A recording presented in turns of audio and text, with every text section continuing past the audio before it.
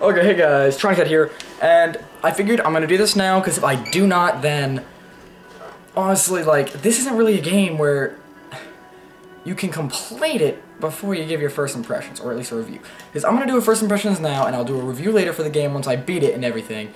But this is really a game that's so big, and so, that it's like, waiting until I beat it would be ridiculous, and my first impressions wouldn't come out forever, and then my review would take even longer. So, first impressions, Skyrim.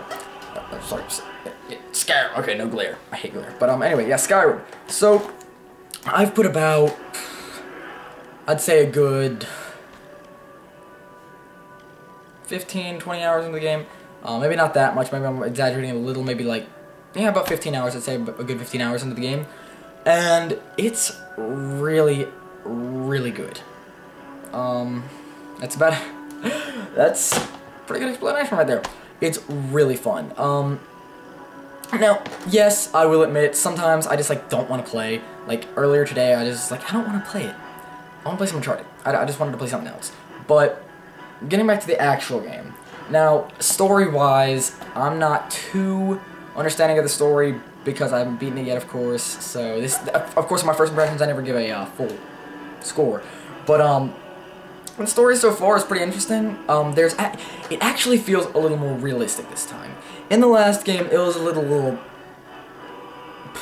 just like, they just wanted to get you into the world just to let you do stuff.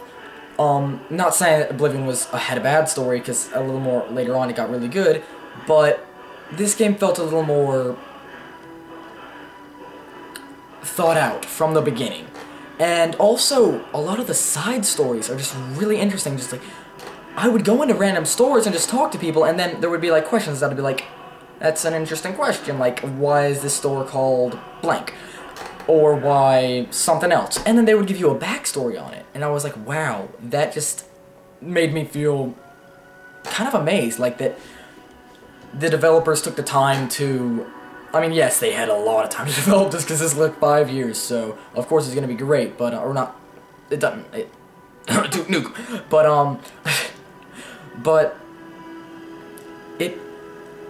it felt more realistic. It felt really like I was in a world that had been there for a while, that had actually been, that had not just been created for me to explore it now, and then it just not evolve after that. It feels like it's actually been there for a while, and exactly, I know this kind of sounds like what IGN said if you watch their review, but it really does. It feels like it has been there for a while, and it'll be there after you're gone. It's a really in-depth. They've really gone in-depth with the story. It's really amazed me how well-developed everything was. Now, getting off that, because I'm not too huge on the story, because I'm not really too understanding of it too much, and I don't want to spoil anything, of course. So, in going to the graphics. The graphics are pretty nice. Now, I haven't been able to see the PC graphics. Sorry, guys. I haven't been able to see the PC graphics. My PC, my laptop, doesn't support anything above Duke Nukem. Like, I'm not even kidding. Duke Nukem runs at like 20 frames a second. That right there tells you that, you know, not a very powerful computer.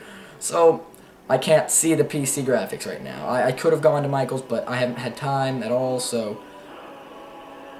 Anyway, the graphics on the console are really good. I mean, yes, there's some glitch. There's a lot of glitches. Like, I've seen a bunch of glitches online. I've seen a bunch of personal glitches, but it's expected with a game like this. Now, the graphics themselves, the world looks really nice. Now, some things do look a little weird and not so great, but a lot of the other things just look phenomenal. Like, especially in such a big world, it really immerses you in the whole aspect of being released into, like, a medieval, that's it, medieval era, you know, area, like, big world, and it really immerses you in that, just, like, making you feel like you're there. Like, not as much so as some other games, but it really does does its job. It does its job well. It does what it needs to, and it doesn't, you know, it does, I'm not going to say that, because it does do stuff spectacularly. Like, the lighting, phenomenal. The water graphics, really nice, actually. I really liked them. Granted, there was a lot of glitches. I just want to say that right now, like, if you're the kind of person that glitches really bother you, this will bother you, of course, because it's an open world, a big open world game. But like, everything else just looks so nice, and a lot of the character models look nice, in my opinion. I thought they looked nice. I thought it looked a little more realistic than the last game, like where the animations looked really weird when they were talking or moving around. This time they look a little more human. Still, they look quite robotic, but not as much so as in the last game, of course, Oblivion. Now, I'm gonna get off the graphics because that's not too. Oh wait, no, actually no. I just want to say that I love the new menus with the whole, like, having the item, instead of just, you know, it being named, the item named, it's just like a list of a bunch of names of items. It's actually got like pictures of all the items, so you can see the item, you can rotate it, full 3D image. It looks phenomenal. It's so great just to look at everything that you have. And then when you go into like the actual combat, oh, it's great. The magic looks phenomenal. Like everything, every spell that I've used so far looks really nice and really epic, and a lot of the weapons look really detailed and different. All of them look really different from each other. And yeah, so now onto the gameplay. Biggest part of the game. Gameplay, awesome. Done. Okay, no, it's a lot more developed than the last time. Like the last time, you know, you had the melee, the magic, and the blocking, archery, all that stuff. That's still here. But now they've taken out some of the stuff that was really not needed and added some stuff that was really nice.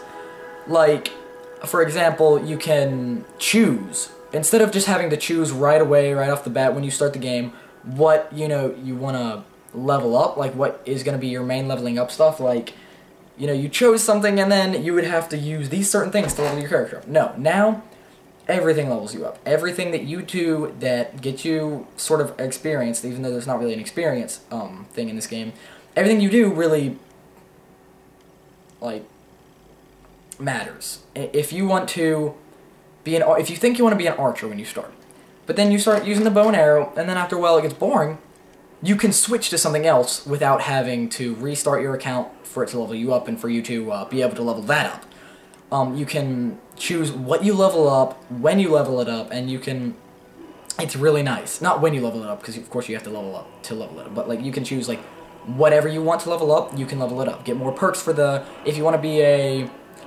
person that has a two-handed sword, you can level up your two-handed sword and maybe your heavy armor, maybe your speech, so you get better prices on stuff, you know, you're able to talk to people better and, you know, blah blah blah.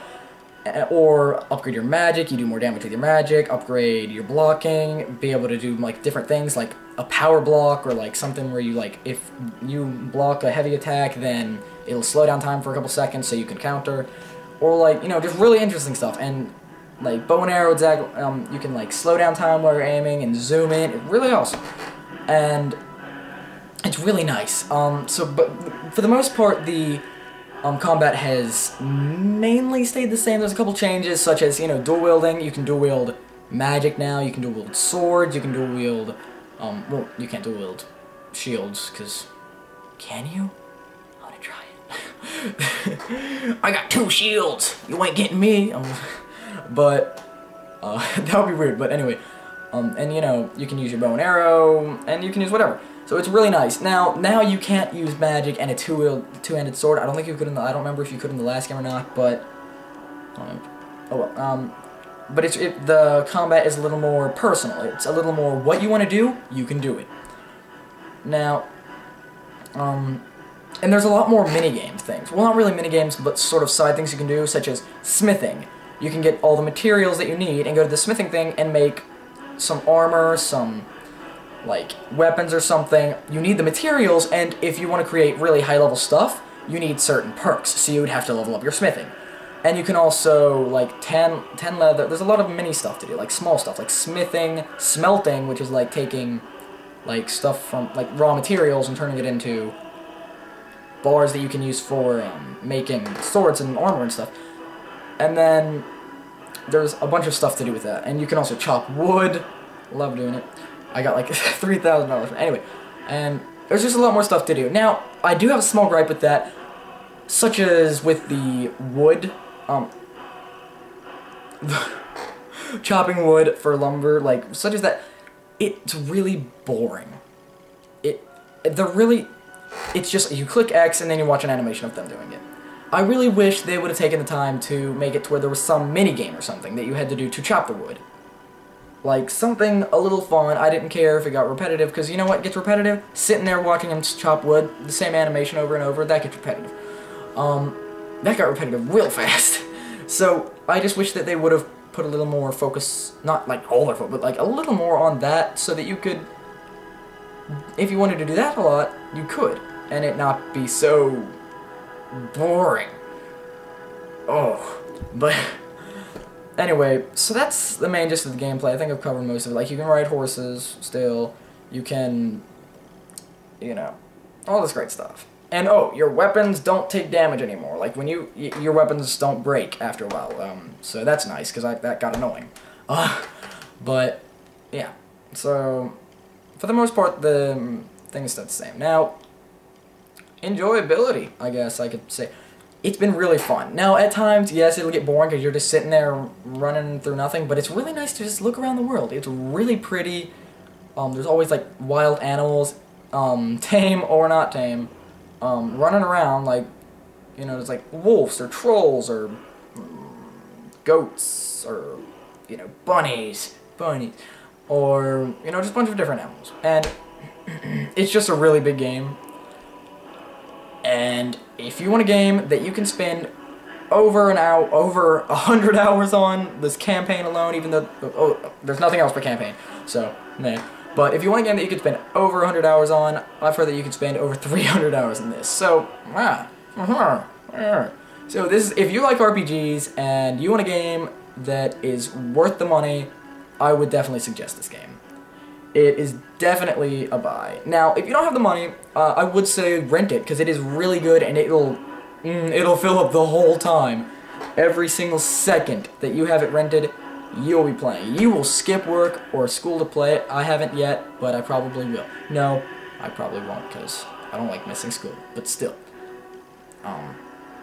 Because it's just such a big game. You can spend so much time in it, and no one person, I can almost, I'm not going to guarantee you, because a lot of people about this game, but almost everybody will experience this game different. Because there are so many different caves, so many different side quests, main quests, random not quest things to do, that you can spend hours in this game.